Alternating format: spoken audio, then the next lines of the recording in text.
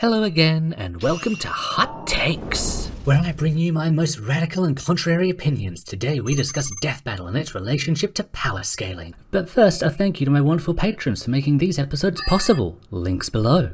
So, for the unaware or unfamiliar, Death Battle is a series of animated shorts where two famous fictional characters are pitted against one another in a battle to the death under usually somewhat contrived circumstances. It was previously under the Rooster Teeth umbrella, but with the company's closure has gone independent thanks to a radically successful Kickstarter, and hey, good for them, glad to see more indie stuff pulling through. Outside of the flash and spectacle of the animations, Death Battle has its team compare the most impressive accomplishments, capabilities, or demonstrated powers, otherwise called feats, to one another. They try to put these characters' feats into a scientifically comprehensible context and stack them up along with the character's given skill set and try to see who would win in a fight. This is not a new concept. Power scaling debates have almost certainly existed since forever, and it's something I enjoy dabbling in from time to time too. Mostly for fanfiction purposes. However, and with that in mind, the community both around Death Battle and just the concept of power scaling debates can have a bit of a reputation, one that is by and large unfair, but not totally unfounded. When you get a lot of passionate people with very strong opinions together and they naturally break into camps, you are going to have arguments. Still, I want to take some time to dig into where a bit of this reputation comes from, my thoughts on Death Battle as a whole, and my perspective on power scaling and comparisons in general. Off the cuff, as it is with a lot of things, too intense standing can be a problem. Sometimes this comes from the calculation method and that sort of thing, but other times it comes from something I've touched on before, namely people conflating characters' fame or age with power. This character can't lose, they're more famous.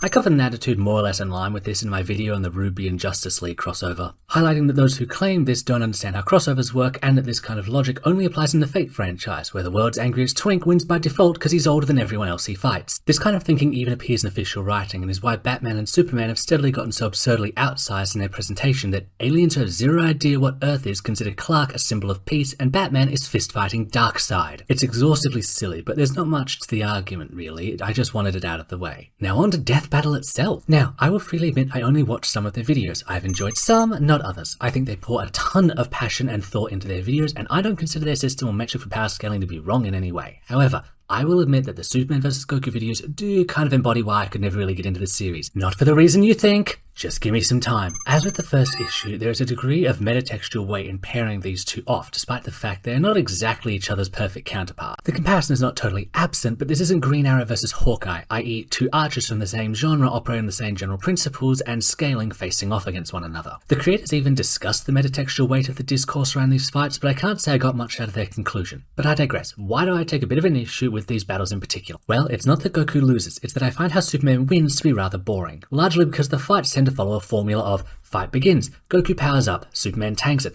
power up continues, Superman tanks it, a big final attack, Superman tanks it, or gets hurt but jacked up, tanks it and wins. In essence, only Goku is doing anything interesting while Superman is basically a brick wall who wins by default. It's the angry anime twink thing, but on repeat. Given this is meant to be pulling on Superman from all of his sources, if he did Silver Age shenanigans like split himself into tiny clones or could destroy a galaxy by sneezing, I'd be more into it. As it is, the fights are fairly dull and you can only watch one character struggle in vain and not win so many times before you want the person who defeated them to lose just for some variety. With all that said and done, I do feel these are more the exception than the rule for their work, and I really do wish them the best, and I hope they can continue producing the fights as they want to and not find themselves bound to cater to whichever fandom has the more money. Now, onto the power scaling part of this power scaling video. As I said earlier, it's fun. I certainly dabble in it from time to time, but one thing I do feel is that some people take it too seriously. Hear me out again, not in a, oh, it's just fiction way, but more in a, there is a big recurring problem to the entire concept I don't often see brought up way. You see, different worlds, or more different writers, have different rules, and as a result, their feats are anywhere from near impossible to outright impossible to compare. Don't believe me? Well, in Dragon Ball, lugging around a few hundred extra kilos is enough to put someone at a power level where they can casually destroy a moon.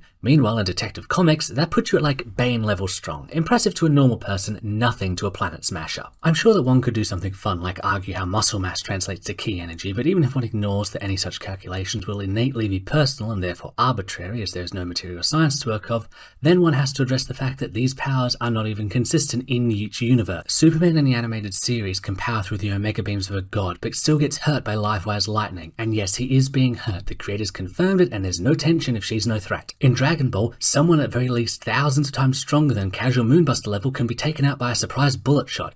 Yes, it's a different era of the series, but the point still stands. One can try and find a happy median of comparing the epic highs and lows to create an average and then try to figure out how these might measure up, but again, it's apples and oranges as a scenario. All of these series are innately their own thing, with their own rules which cannot be made equal by just imposing our laws of physics onto them, and thus it's inherently an impossible task to make a real comparison. This is not meant to discourage people or take away from a fun hobby. It's more meant as a reminder that it is best to engage with these sort of subjects with mutual understanding that even if your processes and conclusions are different, they can still be respected. A reminder that this is meant to be fun, a thought experiment, and not a quest for material facts because it's all fiction. Thanks for tuning in!